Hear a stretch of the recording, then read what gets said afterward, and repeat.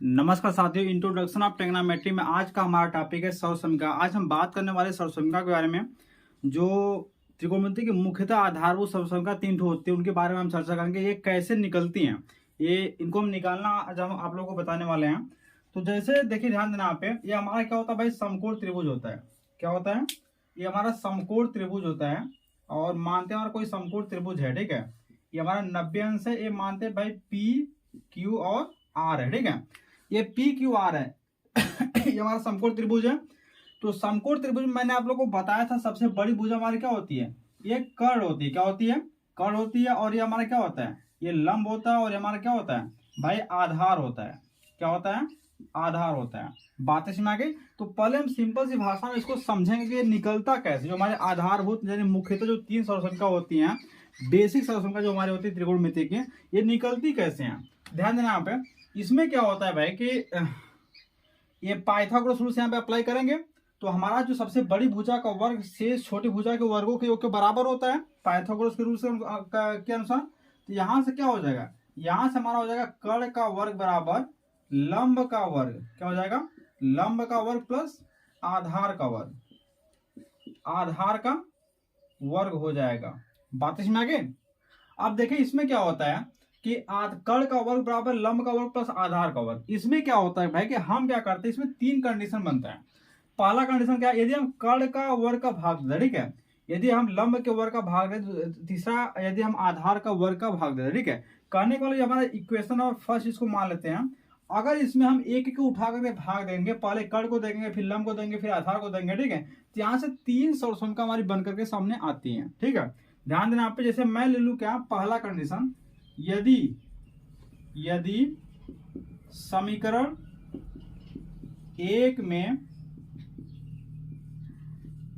कर्ण square का भाग देने पर, ठीक है, क्या हो जाएगा भाई, कर्ण का वर्ग बराबर लंब का वर्ग प्लस आधार का वर्ग, ठीक है। हम क्या करेंगे, कर्ण स्क्वायर का भाग दे देंगे, बटे क्या करेंगे, कर्ण स्क्वायर का बटे का कर्ण स्क्वायर का, ठीक है। बातें समझ आ गई? ध्यान देना आप। अब इससे हमारा एक कैंसिल, बच गया एक। क्या हो जाएगा, ये हमारा एक हो जाएगा, बराबर क्या हो जाएगा, ये हमारा लंब बटे क्या, कर्ण का होल स्क्वायर हो जाएगा। ये क्या हो जाएगा भाई, आधार बटे कर्ण का क्या हो जाएगा, होल स्क्वायर हो जाएगा। बात इसमें आ गई। जैसा कि मैंने आप लोगों को बताया था, लंब बटे कर्ण किसे कहते हैं, साइन थीटा। और आधार बटे कर्ण क्या करते हैं, कास थीटा। इसे थीटा वैल्यू मान लेते हैं, ठीक है, थीटा, ठीक है। अब यहाँ पे क्या होता है कि एक बराबर हो जाएगा भाई sine theta, sign square theta plus क्या हो जाएगा, कास स्क्वायर थीटा हो जाएगा। ये हमारी पहली सर्वसंख्या बन करके सामने आती है। बात इसमें आगे। क्या करेंगे, सिंपल सा कॉन्सेप्ट है। ये हमारा लंब, कर्ण का वर्ग बराबर लंब का वर्ग प्लस आधार का वर्ग होता है। इसमें हम क्या करेंगे भाई, एक बार कर्ण का स्क्वायर का, दूसरी बार लंब, तीसरी बार आधार का क्या भाग दे देंगे। तो पहले मैंने कर्ण का भाग दिया तो हमको क्या मिलेगा, sine square theta plus cos square theta equal to क्या, 1, ठीक है। यानी हमारा क्या हो जाएगा, sine square theta plus cos square theta बराबर 1, ठीक है। इसको आप पक्षांतर करके और तीन टू इसमें बना सकते हैं। पहला तो हमारा ए हो गया। दूसरा हमारा क्या हो जाएगा भाई, साइन स्क्वायर थीटा बराबर 1 माइनस कास स्क्वायर थीटा। सवाल में आप ऐसा यूज कर सकते हैं, जहां पे साइन स्क्वायर थीटा वहां पे 1 माइनस कास स्क्वायर थीटा लिख सकते हैं। जहां पे 1 माइनस कास स्क्वायर थीटा वहां पे साइन स्क्वायर थीटा डायरेक्ट लिख सकते हैं, ठीक है। या फिर ए भी लिख सकते हैं, हमारा कास स्क्वायर थीटा बराबर 1 माइनस क्या हो जाएगा, साइन स्क्वायर थीटा हो जाएगा। बात समझ आ गई? तो ये हमारा पहला कंडीशन बन के सामने आता है। उम्मीद है आप लोगों को समझ आ गया होगा। अब हम सेकेंड कंडीशन की बात करते हैं। तो पहले मैंने कर्ण स्क्वायर का भाग दिया। अब क्या करते हैं भाई कि हम लंब स्क्वायर को ले लेते हैं, इसको भाग देते हैं, ठीक है। अब हम क्या करते हैं, लंब स्क्वायर का भाग देते हैं। तो यहां पर लिख देंगे क्या, लंब स्क्वायर का भाग देने पर, ठीक है, लंब स्क्वायर का भाग देने पर, ठीक है। अब हम लंब का भाग देंगे यहाँ पे, तो हमारा क्या हो जाएगा, ये लंब का स्क्वायर हो जाएगा बटे क्या हो जाएगा भाई, लंब का स्क्वायर बटे लंब का स्क्वायर। बातें समझ आ गई? अब देखिए यहाँ पे हमारा हो जाएगा कर्ण बटे लंब, यानी हमारा हो जाएगा कर्ण बटे लंब का होल स्क्वायर, ये लंब से लंब कैंसिल, यानी हमारा एक हो जाएगा प्लस क्या हो जाएगा आधार बटे लंब, क्या हो जाएगा आधार बटे लंब का होल स्क्वायर हो जाएगा। बात इसमें आ गई। अब कर्ण बटे लंब कहते किसे हैं, लंब बटे कर्ण साइन, कर्ण बटे लंब कोसिक हो जाएगा, क्या हो जाएगा कोसिक स्क्वायर थीटा, ठीक है, बराबर 1 प्लस क्या हो जाएगा आधार बटे लंब, यानी आधार बटे लंब किसे कहते हैं काट थीटा हो जाएगा, यानी काट स्क्वायर थीटा। ये हमारा सेकेंड कंडीशन बनकर सामने आ जाता है, ठीक है। बात समझ में आ गई।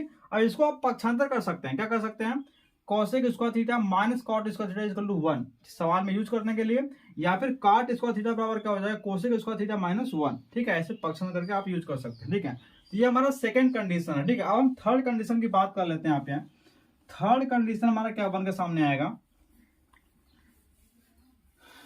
थर्ड कंडीशन हमारा क्या हो जाएगा भाई, थर्ड कंडीशन पहले हमने कर्ण का भाग दिया फिर लंब का, अब हम क्या करते हैं भाई आधार स्क्वायर का भाग देते हैं, क्या करते हैं आधार स्क्वायर का हम भाग देते हैं, ठीक है।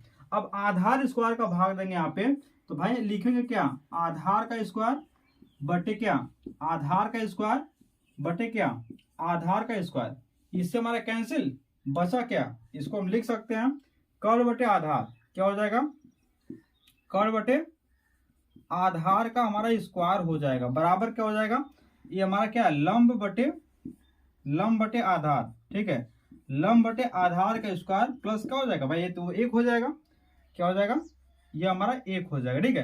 कर्ण बटे आधार कहते किसे है कर्ण बटे आधार, ध्यान देना यहाँ पे। तो कर्ण बटे आधार का मतलब क्या, जैसा कि मैंने लाल बटे कक्का के अनुसार आप लोग को बताया था, तो ये हमारा हो जाएगा सेक, क्या हो जाएगा सेक स्क्वायर थीटा, लंब बटे आधार का मतलब क्या भाई tan स्क्वायर थीटा प्लस 1, ठीक है, या लिख सकते हैं भाई सेक स्क्वायर थीटा बराबर 1 प्लस कितना tan स्क्वायर थीटा। तो इस प्रकार हमारा तीसरा कंडीशन क्या होता है बन करके सामने आ जाता है। तो उम्मीद है आप लोगों को समझ में आ गया होगा, ठीक है। एक बार फिर से ध्यान से देख लेना, जो त्रिकोणमितीय सर्वसमका हमारी तीनों होती हैं, जो आधारभूत समका बोला जाता है आधारभूत सर्वसमका, ठीक है। इसमें क्या होता है भाई पाइथागोरस रूल हम अप्लाई करते हैं, कर्ण का वर्ग बराबर लंब का वर्ग प्लस आधार का वर्ग, ठीक है। तो कर्ण का वर्ग प्लस लंब का वर्ग प्लस आधार का वर्ग को इक्वेशन नंबर फर्स्ट मान लेते हैं, क्रम से कर्ण का वर्ग एक बार फिर दोबारा लंब का वर्ग फिर तिबारा के आधार के वर्ग का हम क्या करते हैं भाग देते हैं, ठीक है। इस प्रकार हमारे तीन सर्वसमका बनकर सामने आती है। पहला सर्वसमका क्या बनती है sine square theta plus cos square theta equal to 1, दूसरा हमारा क्या बनता है sec square theta equal to 1 plus tan square theta, तीसरा हमारा क्या बनता है cosec square theta equal to 1 plus cot square theta बनकर के सामने आता है, ठीक है। तो उम्मीद है आप लोगों को बढ़िया से समझ में आ गया होगा, ठीक है। तो आज के दिन बस इतना है।